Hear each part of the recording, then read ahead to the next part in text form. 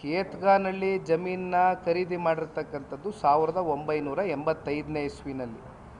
ಇದು ಸನ್ಮಾನ್ಯ ಕುಮಾರಣ್ಣವರು ಆಗ ಇನ್ನೂ ರಾಜಕಾರಣಕ್ಕೆ ಬಂದೇ ಇರಲಿಲ್ಲ.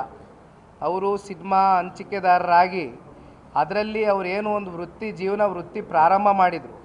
ಅದರಲ್ಲಿ ದುಡಿದಂಥ ಒಂದು ದುಡ್ಡನ್ನು ಹಣಕಾಸನ್ನು ತೆಗೆದುಕೊಂಡು ಹೋಗಿ ಒಂದು ರಾಮನಗರ ಜಿಲ್ಲೆಯಲ್ಲಿ ಒಂದು ಗಟ್ಟಿಯಾದಂಥ ಒಂದು ನೆಲೆ ಊರಬೇಕು ನಾನು ಅಂತಕ್ಕಂಥದ್ದು ಸನ್ಮಾನ್ಯ ಕುಮಾರಣ್ಣವರು ರಾಜಕೀಯವಾಗಿ ಯಾವಾಗ ಸನ್ಮಾನ್ಯ ದೇವೇಗೌಡರು ಸಾಹೇಬ್ರನ್ನ ಮೊದಲನೇ ಬಾರಿ ಚುನಾವಣೆಗೆ ನಿಲ್ಲಿಸಲಿಕ್ಕಿಂತ ಮುಂಚಿತವಾಗೆ ಪೂರ್ವದಲ್ಲಿ ತಗೊಂಡಂಥ ಒಂದು ಜಮೀನದು.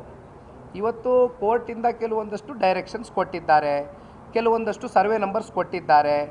ಇದೆಲ್ಲ ಸರ್ವೆಗಳಾಗಿ ನಮಗೆ ಮುಕ್ತವಾಗಿ ರಿಪೋರ್ಟ್ ಮಾಡಿ ಅಂತಕ್ಕಂಥದ್ದು, ವರದಿ ಕೊಡಿ ಅಂತಕ್ಕಂಥದ್ದು ಹೇಳಿದ್ದಾರೆ. ಸೊ ಕಾನೂನಾತ್ಮಕವಾಗಿ ನಾವು ಯಾವ ರೀತಿ ಹೋರಾಟ ಮಾಡ್ತೀವಿ. ಆಮೇಲೆ ಕೊನೆಯದಾಗಿ ಹೇಳ್ತೀನಿ, ಇದು ಕೃಷಿ ಭೂಮಿ, ಕೃಷಿ ಚಟುವಟಿಕೆಗೋಸ್ಕರ ತಗೊಂಡಿರ್ತಕ್ಕಂಥದ್ದು.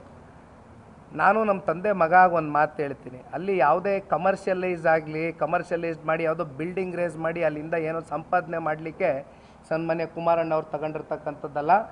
ನಾವು ಕೃಷಿಕರು ಮೂಲ, ನಾವು ರೈತರು. ನೀವು ಬಂದು ನೋಡ್ಬೋದು ನಮ್ಮ ತೋಟದಲ್ಲಿ ಎಷ್ಟು ಅಡಿಕೆ ಗಿಡಗಳು ಹಾಕಿದ್ದೀವಿ, ಎಷ್ಟು ತೆಂಗಿನ ಮರಗಳದೆ, ಎಲ್ಲ ತಾವು ಬಂದು ನೋಡ್ಬೋದು. ಇದು ಕೃಷಿ ಚಟುವಟಿಕೆಗಳಿಗಿರ್ತಕ್ಕಂಥದ್ದು. ನಿನ್ನೆ ದಿನ ನಾನು ನೋಡಿದೆ, ಬಹುಶಃ ಒಂದು 4-5 ಜನ ಪಾಪ ಯಾರೋ ಕಾಂಗ್ರೆಸ್ನ ಮಹಾನ್ ನಾಯಕರುಗಳು ಅವ್ರಿಗೆ ಕುಮ್ಮಕ್ಕೆ ಕೊಟ್ಟು ಮಾಧ್ಯಮದ ಮುಂದೆ ನಿಲ್ಲಿಸಿ ಒಂದು 4-5 ಮಾತುಗಳು ಪಾಪ ಅವರು ಏನೋ ಹೇಳ್ತಾಯಿದ್ರು.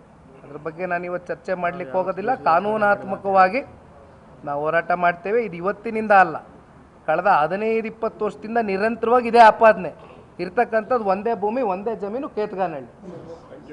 ಅದರಲ್ಲಿ ಯಾವುದೇ